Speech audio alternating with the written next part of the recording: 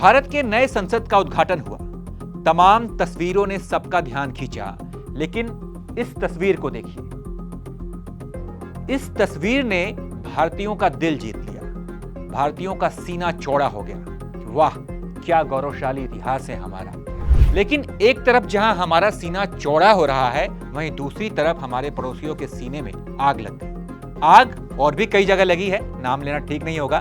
खैर, इस तस्वीर को एक बार और देखिए, जिसने हमारे पड़ोसियों को हिला कर रख दिया है। इस तस्वीर में भगवान बुद्ध की जन्मस्थली कपिलवस्तु और लुम्बिनी को भारत के हिस्से के रूप में दिखाया गया है।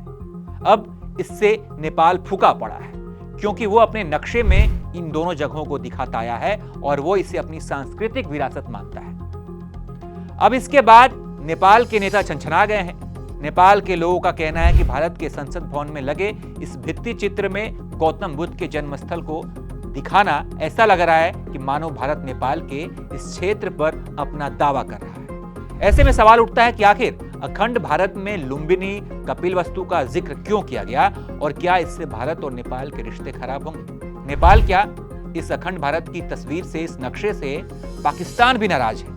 खैर, जो सत्य है वो तो सत्य है। अब आपको हम अखंड भारत की अवधारणा को पहले समझाते हैं। अखंड भारत एक एकीकृत भारत की अवधारणा का इस्तेमाल किया जाने वाला शब्द है। इसमें दावा किया जाता है कि वर्तमान में जो अफगानिस्तान, बांग्लादेश, भूटान, मालदीव, म्यांमार, नेपाल, पाकिस्तान और श्रीलंका ये कभी अखंड भारत का ही हिस्सा हुआ करते थे। राधा कुमुद मुखर्जी की किताब Chandragupta Maurya and his life में बताया गया है कि मौर्य साम्राज्य पश्चिम में ईरान से पूर्व में बंगाल तक और उत्तर में कश्मीर से लेकर दक्षिण में कर्नाटक और तमिल तक फैला था। वीर सावरकर की किताब माई ट्रांसपोर्टेशन फॉर लाइफ में भी अखंड भारत का जिक्र किया गया है। इस किताब में अखंड भारत में पाक और चीन अधिकृत कश्मीर के अलावा पाकिस्तान का सिंध भी शामिल है। वीर सावरकर को ही आरएसएस के अखंड भारत का जनक कहा जाता है।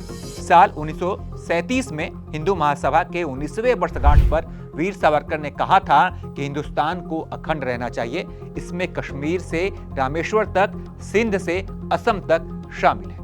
तो नेपाल इस नक्शे पर क्या कह रहा है, ये जानते हैं। यहाँ के पूर्व प्रधानमंत्री बाबूराम भट्टाराई ने कहा कि भारत के नए संसद भवन में अखंड भारत का विवादित भित्ति चित्र नेपाल के साथ साथ पड़ोसी देशों में अनावश्यक और हानिकारक कूटनीतिक विवाद भड़का सकता है।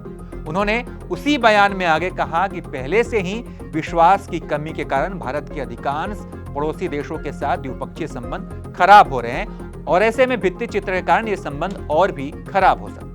खैर, भारत और नेपाल के बीच पहले भी विवाद हो चुका है। कुछ साल पहले ही काला पानी के नक्शे को लेकर भारत और नेपाल एक दूसरे के आमने सामने आ चुके थे। दरअसल साल 2019 के नवंबर महीने में भारत ने काला पानी को उत्तराखंड के हिस्से के रूप में दिखाते हुए एक मानचित्र जारी किया था। इस मानचित्र के जारी होने के बाद नेपाल ने अपनी प्रतिक्रिया देते हुए उसने भी एक नक्शा जारी किया और उसमें काला पानी को नेपाल का हिस्सा बताया।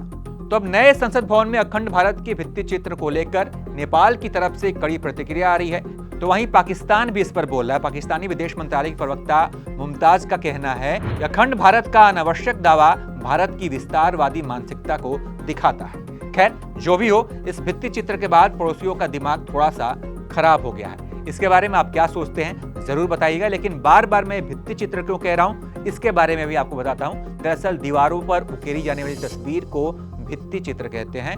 दीवार को भित्ति कहते हैं, इसलिए इस पर बनाई गई तस्वीर को भित्ति चित्र कहते हैं। ये संस्कृत का शब्द है। भित्ति चित्र का प्रमाण अजंता और एलोरा की गुफाओं में मिलता है।